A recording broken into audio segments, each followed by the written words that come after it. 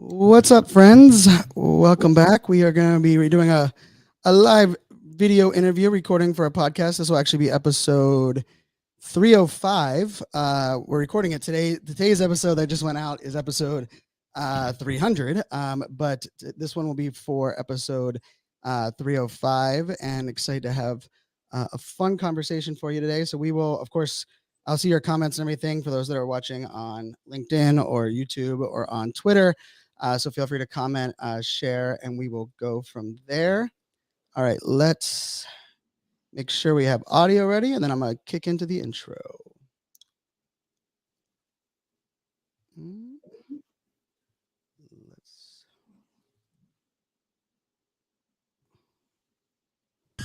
You're listening to NFT 365, the first daily podcast on NFTs with your host, Fanzo, talking crypto, blockchain, Web3, non-fungible tokens, metaverse, and... What the f*** is a non-fungible token? We'll get to that.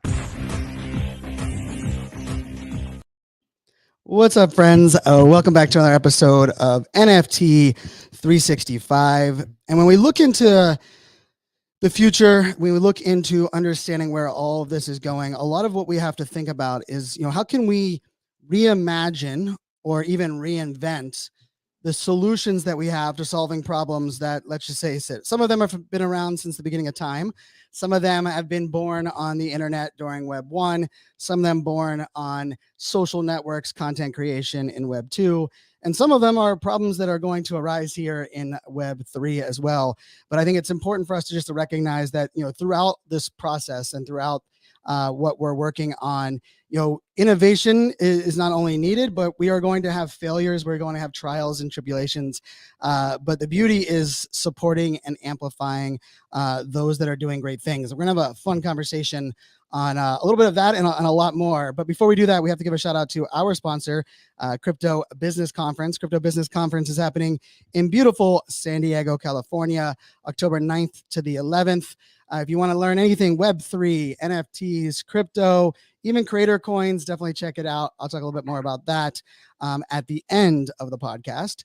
And, as we're kind of counting down, as we're getting a little bit closer to our, 365, the end of season 1, we're doing a little throwbacks, of course, to NFTs that we're minting, since we're buying an NFT each and every day. And so this one today goes back to number 299, and it was on September 6th, and we minted the NFT Stadium IO project, which is with Poker Go. And most of I had a background after I left my government gig that I worked for a decade. I played semi-professional poker for a couple of years, and I actually know the team over there at Poker Go. And I thought that the idea of what they're building is actually really fun, where not only are you getting different cards, and just like me on poker, I don't always get the best starting cards. We have Jack 3 as our starting cards, but everyone gets starting cards. They're doing kind of like a stadium collaboration approach, and I think it's really creative.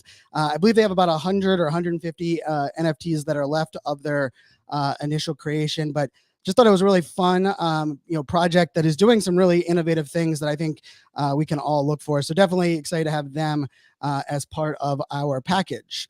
So now we got all of that beautiful stuff out of the way. It's time for me to welcome in our guest, Maggie. Thanks so much for joining us on the podcast today. Introduce yourself, give the audience a little bit about your background, and then we'll get into the conversation. All right. Hello, everyone. I am Maggie Xu, and I am part of GMGN DAO.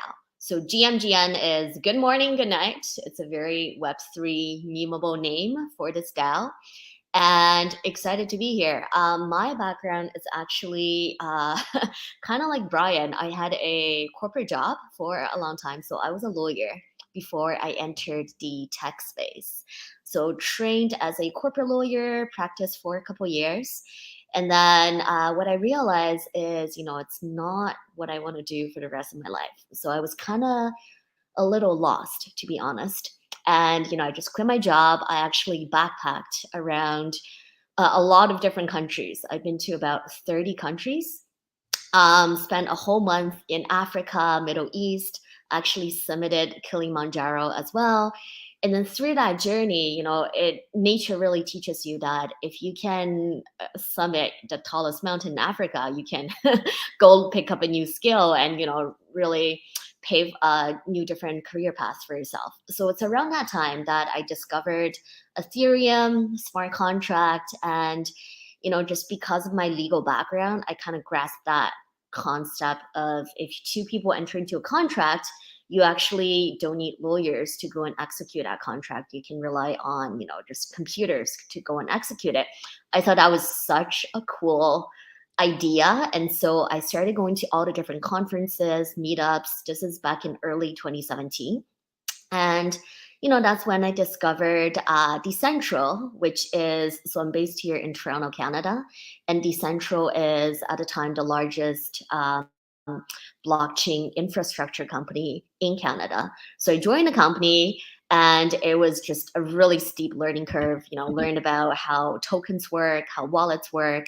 I would say, to anyone out there who's thinking about learning more about the industry, getting involved in like a side project or a DAO or, just any part-time gig is really the best way to learn about a space. And yeah, so from there, I started in business development just because I didn't have any tech background or skills. And that was really the easiest area. And then moved into the marketing. So I actually put together a VIP event in New York City. We had a giant yacht. We had 1,000 of blockchain founders and then execs. We have like 200 partners project that came on the yacht. And that was the launch of our new product, which is called Jack's Liberty Wallet. And at a yacht, we gave away 2 luxury cars. Everyone had a bracelet. It was like a really big event. So after that, I got really interested on a product end. So I actually went back to school, learned about product design, development, and yeah, eventually became the CEO of the company and started learning more about on the strategy side and a lot of the investor relations. And then last year was when I left the company, I left Decentral, and I got really interested into NFT and also DAOs. To me, that's the new way of really getting outside of the DeFi space and getting into the hands of the mass consumers and the mainstream users. And yeah, so I think it just ties in really well with what GMGN does, which is kind of tying in the NFT with the DAO membership, with the physical consumer end as well. Wow, I love the background. We have definitely some similarities in the our love for travel. We the past corporate life I had one of the highest civilian clearances you could get with the government. Did a lot in the Middle East as well. The question I always get, I've been had the luxury of traveling to a bunch of countries as well. What's your favorite country you visited? I have to ask since I get asked that a lot as well. Oh, that's always a hard question. So I really enjoyed Tibet. Tibet is one of those countries that, first of all, it's hard to get in. Like you need, a specific certificate or a visa to get in. But it's basically, it hasn't really changed in probably like 1,000 years. So if you want to time travel, if you want to see how people lived back then, it's one of those countries. Same was, so I went to, when I was in Africa, I went through like Ethiopia, Tanzania, and a big part of it was also like that. So to me, that's really interesting, just kind of seeing how people lived without all the different technologies. Like I like to live the extreme life. So yes, I'm in tech, I'm in crypto, I follow all of the newest development, but at the same time, very spiritual. I love like yoga, meditation. So for me, like off the grid life is also a big part. It's a good balance. Nice. So yeah, so that was a part. And then also Japan. Japan's just one of those places where I absolutely adore just like how much attention they pay to all the different details. Oh, I love that. And shout out to Japan. We actually got email yesterday that our podcast just broke in the top 20 in Japan. So I got a couple of DMs over on Instagram from some of our listeners that are there. And they're like, "You're big here in Japan." And I was like, I am, and literally within the same day, I got an email from Spotify that we are, so shout out to all those that are in Japan. I've been to Japan many times as well, and there's a couple of those I haven't been to, so I'm gonna have to check that out. Bahrain is always the one that I just love the Middle East. I'm obsessed with just the Middle East. I spent a lot of time there as well, and I'm curious. We're gonna get into the DAO front end conversation, but I love as you're explaining your path. I think one of the things that I've we've been kind of looking back as we're kind of bringing season 1 to a close, and the different people we've had on the podcast with different backgrounds and different approaches, but we're really like different entry points and kind of finding their space. I'm curious. 2017 was, I would argue, most of us didn't even think anything other than, oh yeah, that Bitcoin play money thing exists, right? And I had the luxury of I've been speaking on blockchain itself since 2016 because that's my background on cloud computing and data centers and that world. I'm curious for you, as someone that has that experience, 2017, all in, kind of learning, fresh into that space, becoming the CEO and then kind of coming out of it.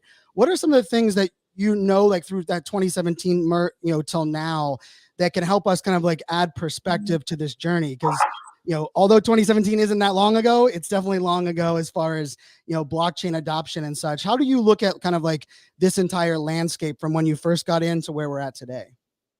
So I feel like if you've been in crypto for a couple of years, you see that every year it's a new trend, so to speak. 2017, sorry, I'm just, cough is coming up a little bit. You're good. Sorry, 1 sec.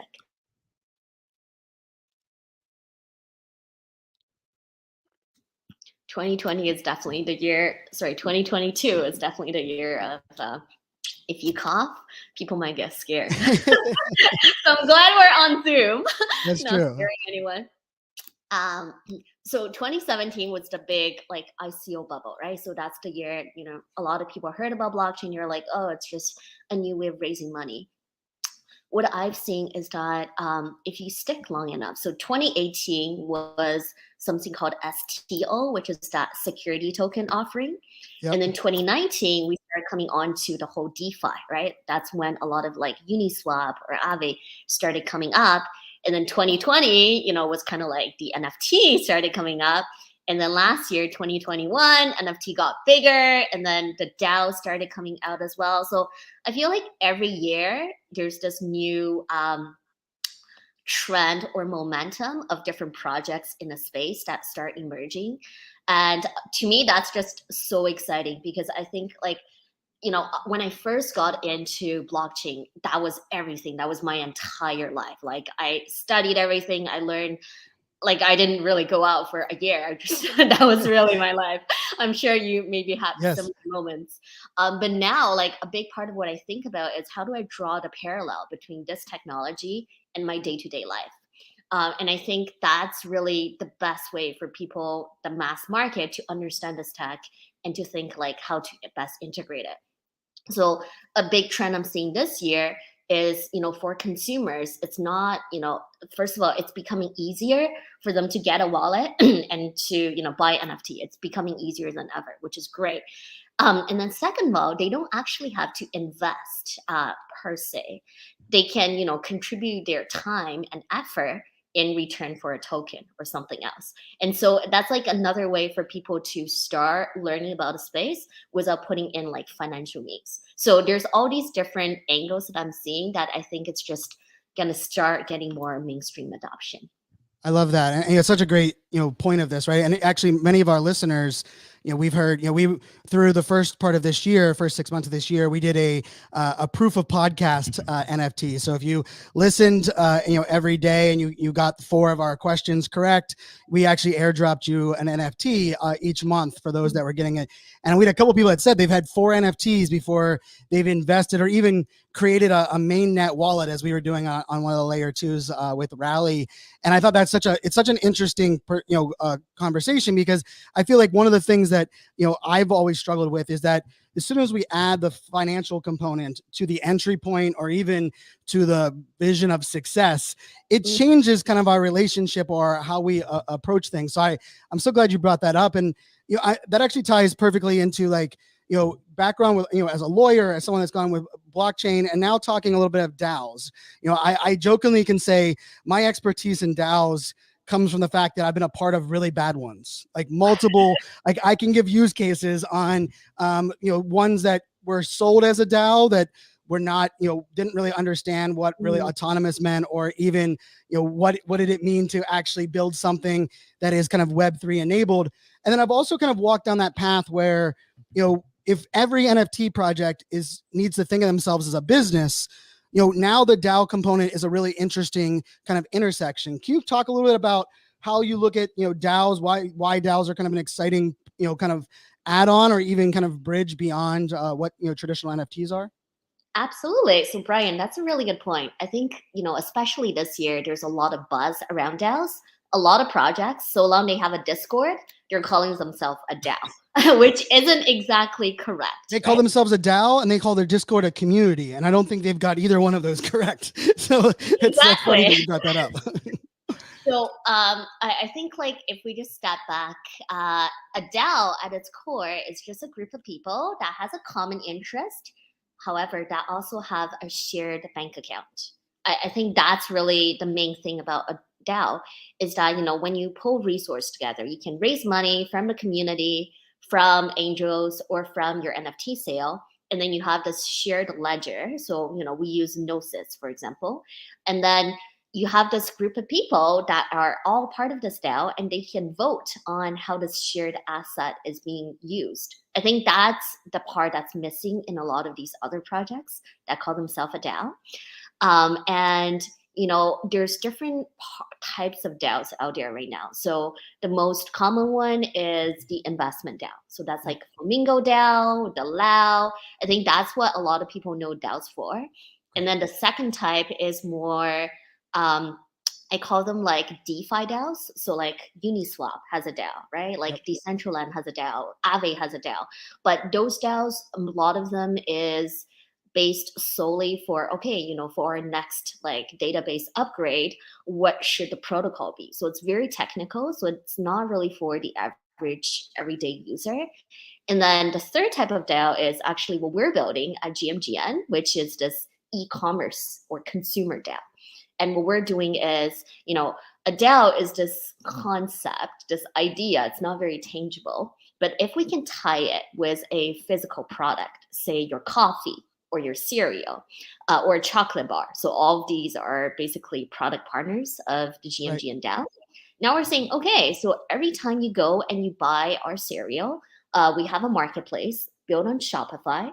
Now you're starting to earn points. And this is not a foreign concept. Right. When you go to Starbucks, you earn like Starbucks rewards card or rewards point. You have like air mile points. So like as you're gaining these points, you're actually accumulating points. So later you can redeem for a membership in this DAO. And this is this whole concept. You don't have to pay your way in. You can basically contribute, or even you can consume your way into a DAO. And like I'm sure you have a lot of questions, but I can walk through different parts of being in the DAO. I love that I love the different like kind of entry points, right? I think that's such an important component, right? Because I think one of those big components of a DAO is that it really is a bottom up approach rather than kind of a top down.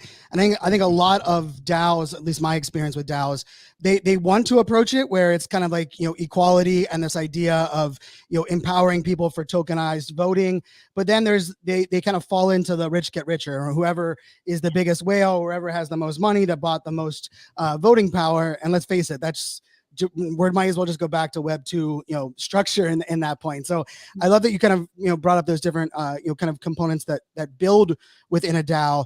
I'm curious, from that, direct to consumer, right? I think one of the things I love about Web 3 is that we don't have to reinvent anything, right? Just we can use the example that's overused, but it's still important. Uber didn't, invent the idea of hailing a car. That was called a taxi, right? What Uber did for that is simplified it, add technology, integrated, our business and a lot of our livelihood. That, I went from working in the government where we had to have a rental car because of my security clearance when I traveled, to because the Uber was connected to our corporate account and they could track things, that the Uber all of a sudden, simplified my world as traveler, right? And I think one of the things that we have to look at is like, what about rewards are as an entry point? But then also, if we really care about serving our customers, if we really care about our customers are always right, or we can give Burger King credit for that, but the idea that we want to listen. Well, now we have the opportunity with DAOs to actually empower that, right? And I think that's where you're going there with the GMGN. I'm curious for those brands that you're talking to about, like, using their rewards to entry point. Are they excited to get into Web3? Are they excited to, entry point a DAO? Where is their kind of like their aha moment as they kind of work with you guys? Got it. Okay. So, first of all, when we pick our vendor partners, there are a few different pillars that we stick with. So one of it, like our core value, is we really care about our health. We care about, the planet, right? Like we're here for a long time. And so the products we look at, so for example, the cereal partner that we have, they're very low in sugar and they're higher in protein than the normal cereal you buy in the supermarket. And so for, the listeners or just the average day user, it's so much healthier for you to buy this cereal. And so when we talk to a partner like that, we walk them through our model. And at first, a lot of these partners, they're interested in Web3. Like currently they might be selling on Shopify. They already have, their current audience. They want to expand, right? Like they're in the market to reach more consumers. That's what they do. And that's how we can help them. We're saying that, look, instead of you being on Instagram and Facebook ads and being your own marketing, if you become a partner with our DAO, we basically enable everyone in our community to be part of your marketing team. Like, think about that. Like, Nice. You just went from a 1-person marketing team to like, a 3,000 person marketing team, right? Wow. And how we do that is because for everyone who's part of this DAO, so every single product we sell, so like for all these different cereals or chocolate bars, we sell on the Shopify website. All the product, a portion of that revenue goes back into a pool. And that pool is shared among everyone who's in the DAO. And that kind of goes back into the ethos of the DAO as well, which is, this is a community. We're all building it together. If we spend our time or if we tell our friends about it, we should be rewarded for that contribution, right? Like it shouldn't just be that one company or that one supplier who gets all the gain, which is kind of the current system. Like as a consumer, you're not really getting rewarded.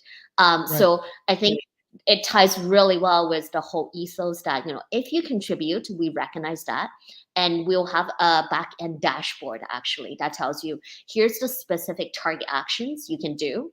And when you've done each target action, we can track it, then you're going to get rewarded by you're going to get a share in this revenue from all the products sold. I love that. And a lot of my business has been on the influencer marketing, affiliate marketing side of the house, right? And I think we definitely need that space reinvented, and also kind of removing a lot of the barrier to entry, right? For me as a creator, I was blessed because of my network that unlocked a lot of influencer deals for content creation and word of mouth and amplification, but that wasn't everyone, right? And they almost, you had to have the following or be verified on social, whatever that may be. And that's a mistake because we know the power of not only micro influence, but word of mouth. And today, I think more so than ever before, we trust people that we can relate to. Right. And I think those are the ones that you're empowering there. And I love that idea of, it's not only, it's kind of like engage and share and amplify to earn. And I think that's an important component here. One of the things that I think, we use the word token. And I think for a lot of people, they forget that the T in non-fungible token is the T in NFTs is token, because in the DAO conversation, a lot about it is about tokenized governance, right? The idea that we're able to use our tokens to vote or to kind of provide input. But for some, that for those that are kind of in the NFT space, they're like, wait, am I burning NFTs? For those that are in the crypto space, they're like, wait, I have to pay my money that I have in crypto tokens to vote? Talk to me a little bit about how that tokenized kind of governance works and how you guys kind of translate that. Cause I think that's a very big misconception on kind of how DAOs use that kind of governance. Right. Okay. So you don't have to burn any token to vote. There's already a lot of platforms out there where it's called token gated, right? So for you to hold that token, it's kind of like your password to even log into this website. And then there's different proposals that's already on there. And if you hold a token, then you get a vote. And depending on the different governance structure, then it might be a simple majority. So like 51% can pass that vote, or sometimes you can vote on different ones as well. And I think the other interesting point is on this e-commerce website, we're going to make it token gated as well.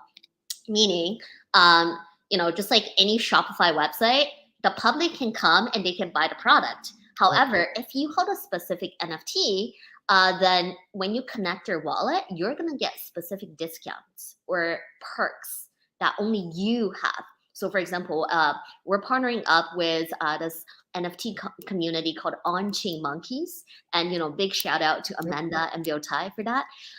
So for them, the holders that have the On-Chain Monkey NFT, when they come onto our Shopify website, they're going to get 20% off for these products, right? And that's just one example. We're also partnering with Fame Lady Squad. Same thing. If you hold your NFT, you're going to get specific discount. So I think that just makes it more empowering for the people who are, because I think for the people who hold these tokens, there's two types.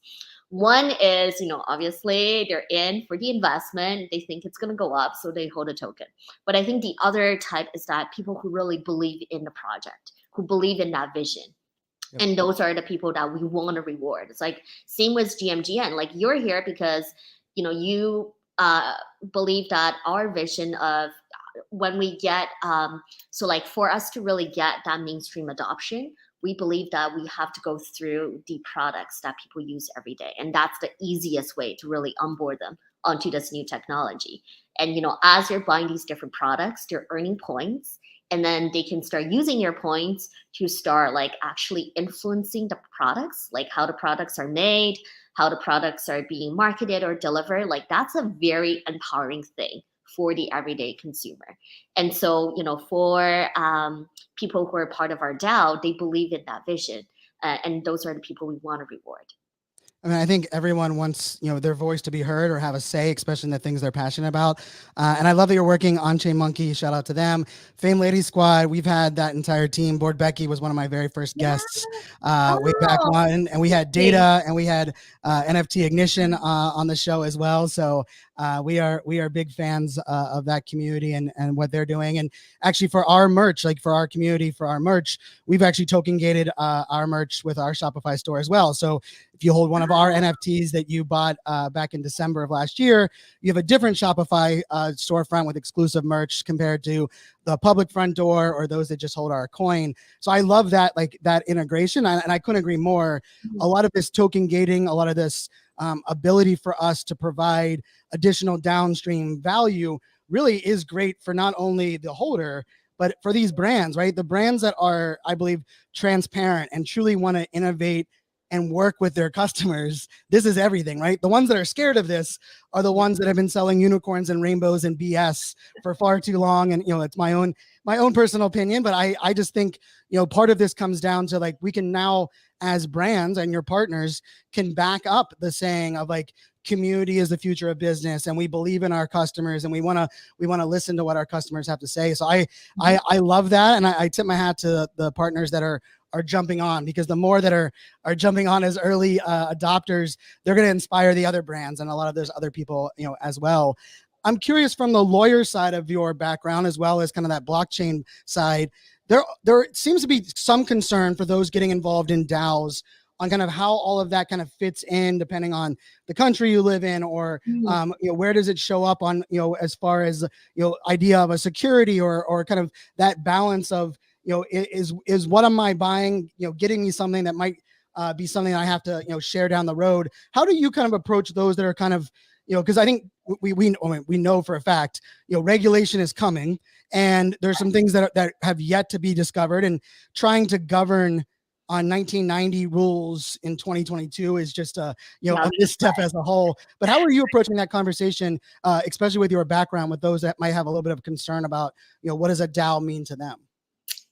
So first of all, like Board Becky and Ashley is actually our partner for Oh, our first product. So shout great. out to Ashley. So yeah, we're doing a cereal Oh, partnering you're up. doing board. Oh, Yeah, you messaged me about that. So now we have that connection now. Yes. oh, so yes, Very that cool. is the cereal we're doing. And Board Ape, Board Becky is basically on the Yep. cover of that cereal box. And then yeah, Fame Lady Squad, shout out to Danielle and all the other amazing ladies there as well. We're going to do a skincare line product with them, which Nice. we already announced on your anniversary. So yeah, so back to your question on legal side. So first of all, like I'm not practicing as a lawyer anymore. So none of this is legal advice, guys. Let me just put a big disclaimer Yeah. down here. Yeah. We're good at not legal advice, not financial advice, and do your own damn research. So we gotta get those out of the way. Exactly. Like I need to put that out there. I can share what our council has told us and, just kind of like common knowledge. So in terms of the DAO, yes, it hasn't really been recognized as a legal entity in most of the states. And I would say most of the countries, just because it's such a new concept. But in Wyoming, it has been recognized in the states. So that is one state you can check with your lawyer to see, okay, would it make sense for you to set up a corporation there? A common practice of what people do is you set up a normal corporation. So in Canada, it's called a CCPC, a privately owned corporation. I'm sure in the US you can set up one in Delaware. That's very simple. Yep. And then you can have a DAO that's separate from the corporation, and then you can have an agreement between the two, right? So a lot of the voting and decisions are being made by the DAO, which are basically being made by all the different community members in your community. It could be like 1,000 all over the world. But then the corporation would also govern certain aspects as well. The corporation would have, the minute book, it would have the charter, it would kind of set out these are our guidelines. And then the specific decisions are being made by the DAO. So that's a very common setup to have that structure. But yeah, I would say just check with your lawyer in terms of, I think the different things to consider here. One is limited liability. As a director or as a, someone who's heading this project, obviously you want that shield of limited liability. And so having the right structure is going to give you that. So check with your lawyer to see which state has the best protection for that. Oh, I love And that. also I mean, tax rate as well. Yeah. that's, I mean, you hit that. I mean, and I think that, for those that are concerned, I think that's, great advice across the board. I think, we have to think about, like that in, we have to constantly be innovating and also constantly be aware of, regulations and things that are happening. And, unfortunately, there's going to be one or the first couple that are going to, establish new, law, new governance. And we see that happen, in all different spaces. So I think, as we're kind of playing in this area, it's definitely something that's important. And I had to pull back. So it was actually episode 82. So this is episode 305. Episode 82 is when we had Board Becky on. So it's kind of fun. It's kind of fun that we're book ending, and it's no surprise. Like I know our audience will laugh because for me, people that share a common purpose and passion for things that I care about are people that we have on as guests. So I love when there's so much synergy in partnerships and in different ways that I think are exciting. And I'm curious from that approach, right? There are a lot of partners. There's a lot of DAOs that want to create partnerships. They want to build that rapport. They believe in collaboration, but for many of them, they've never been a business before. And the art of collaboration or partnership is extremely foreign. Can you talk a little bit about how some of are you guys approaching partnerships, or even maybe if someone's listening, they have a software company, they have maybe a product or service, and they want to get involved. What are some of the things they need to be thinking about if they would be want to approach you as a kind of a future partner? Yeah, that's a great question as well. So I think this whole space, the whole Web3 space, it's all about collaboration. Like everything is very open. We have a light paper that kind of writes out all our beliefs, our values, how we do things. So it's all very transparent. And then when we think about partnerships, so for example, so we're actually doing a Genesis NFT launch next month. So this is going to be a limited edition. There's only going to be 500 of them. And the whole idea is we want to reward the people who are early adopters in our community. And so, this is going to be relatively inexpensive, just 0.25 ETH, so about $400. And what it does is it will get you that 30% off when we do launch our main DAO NFT. So maybe I can explain that a little bit first, because Sure. that will tie into the partnership. So if you think about a GMGN DAO, think about it like a parent company, right? So it could be like Coca-Cola, Right. and Coca-Cola would own a lot of different brands underneath it. So I mean, I don't actually know all the different brands, but so every single brand you can think about like a DAO, and we call them like sub DAO, so kind of like subsidiaries. So if you own a NFT, so the NFT is your membership in these DAO. So at a parent level, the parent NFT DAO, there's going to be 5555. That's the total amount of NFTs or membership in this DAO. And everyone who holds a NFT in this DAO, they're going to automatically get a NFT in each of the sub DAO that we're going to launch. And we're going to launch 100 of these. So this is not just like a one-off product. There's going to be 100 different brands that's owned by the community. And every time we create a new one of those holders are going to automatically get airdropped a NFT for that sub DAO.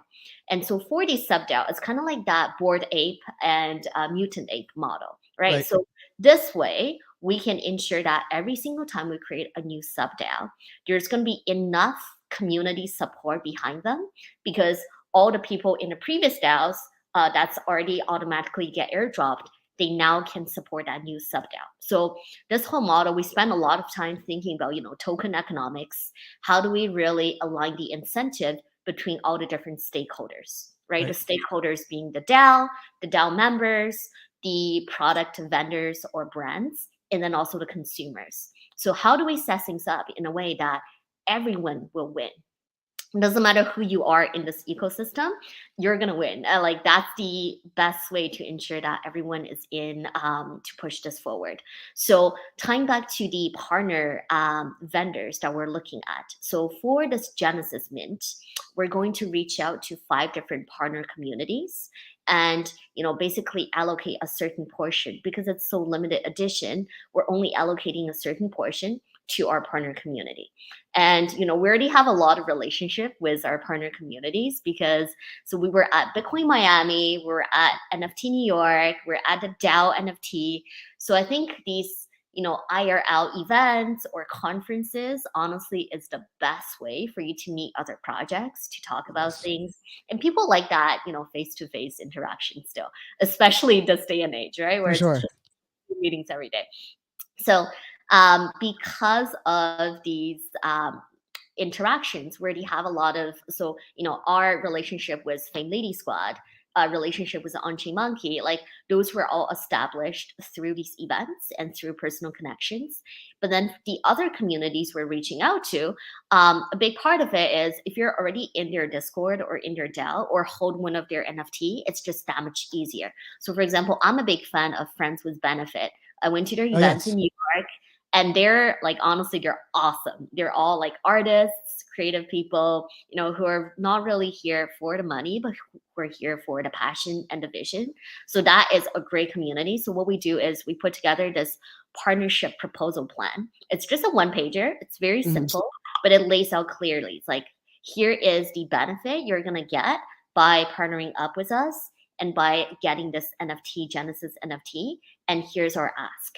And so when we reach out to them, it's very simple. It's very straightforward. So I find that is the best way in terms of partnership to just like know the value you're adding and also your ask very clear. Have that as a one-pager. And then when you reach out to the people, like that's just the best way for them to understand. And then you set up a quick phone call and then you talk about it and then you see their feedback and then you change anything that needs to get changed. I mean, I think it's amazing advice. I think for all those listening, right? I think it's the KISS model. It's not, keep it simple, stupid, right? Yeah. When it's too confusing or there's too many, variables, not only does it become overwhelming on all sides, but I think we oftentimes lose that, the power of collaboration is it has to be mutually beneficial, right? And that mutually beneficial component is usually, best conveyed through, the simplicity of our messaging. So I love that point of that. We'll include, the links in the show notes for all those that are listening. If the mint is before November 11th, then we'll have to try to get it included on our Mint 365 collection. But Maggie, thanks so much for joining us on the podcast. Is there any last words or last things that you want to leave our audience with? I would just say, yeah, our website is GMGN Supply Co. Check it out. We have like amazing advisors and also a lot of press. So it'll give you more of a understanding of the mission we're on. And then for those listeners, yeah, like I'm very happy that everyone's digging so much into it. Just join a side project or DAO. Honestly, it's the best way to learn. And also thank you, Brian, and thanks, Drew, for the intro. Happy to be here. Yeah, no, excited to have you on here. Yeah, shout out to Drew Cohen, who on the back end there is making a lot of our partnerships and things happen. And actually, funny enough, the day we're recording this, actually, we had brought in the conversation on Drew and I actually met 4 years ago at a HubSpot inbound event in person. So it actually taps into what you exactly were saying, that the power of in-person relationships and handshakes can't be really undervalued or understated, because that's actually how Drew and I met back in 2018, and then we got to start working together last year. So yeah, Maggie, thanks so much for joining us. We will make sure that your links are in the show notes. For all those who are listening, we mentioned in-person events. Of course, our sponsor is the Crypto Business Conference. It's happening in October in beautiful San Diego, California. You can check them out at socialmediaexaminer.com/NFT365. And I will leave you kind of with this. It kind of builds beautifully on what Maggie shared. Like, I truly do believe the future of innovation is collaboration. And the beauty of collaboration in Web3 is there are no borders. There is no need for a hierarchical system. We can truly kind of reinvent the way that we can approach business, approach community, and even approach collaboration. Maggie gave us a lot of that blueprint.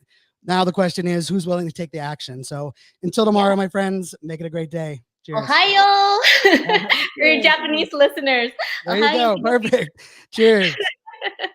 Okay.